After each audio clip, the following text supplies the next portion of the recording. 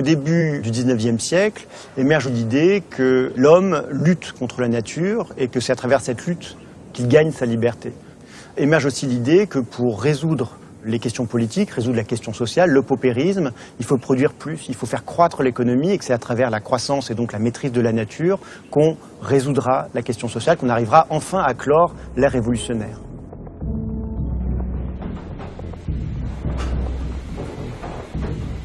Pour sortir de la pauvreté et gagner sa liberté, l'homme devrait donc asservir la nature.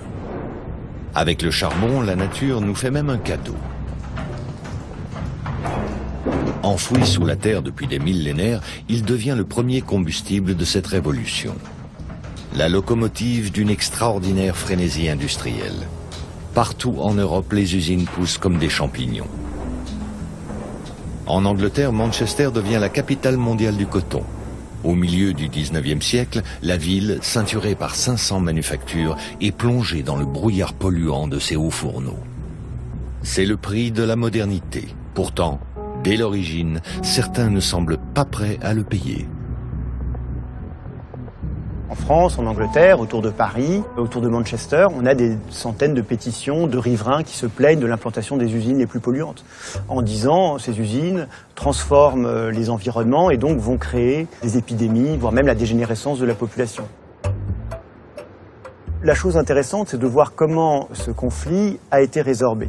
En France, cela passe par une doctrine médicale nouvelle, qu'on appelle l'hygiénisme, qui consiste à dire que finalement ce qui est déterminant dans la santé des populations, ce n'est pas les environnements, mais la richesse, la prospérité. L'argument continue en disant, en faisant de la croissance économique, en s'industrialisant, on crée une population plus prospère et donc à terme un peuple en meilleure santé. Cette théorie sociale de la santé donne un argument extrêmement puissant à l'administration française qui est en train d'autoriser en masse des usines. Si la richesse c'est la santé et que les usines sont la richesse, alors il faut protéger les usines. En 1810, un texte fondateur voit le jour en France.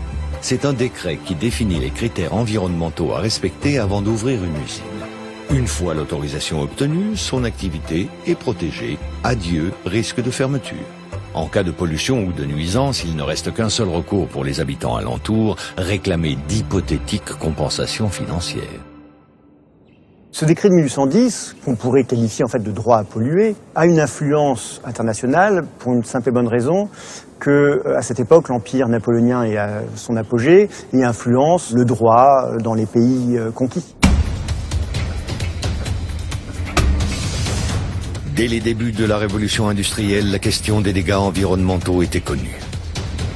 Détruire la nature alentour devient simplement une dépense nécessaire, listée aux côtés d'autres frais dans les bilans comptables. Textile, chimie, sidérurgie, en moins de 100 ans, de nouvelles industries se développent. L'usage du charbon se mondialise. Partout, il décuple la puissance des machines. Aux États-Unis, le taylorisme optimise cette nouvelle énergie providentielle. La production de masse voit le jour et avec elle, la consommation de masse.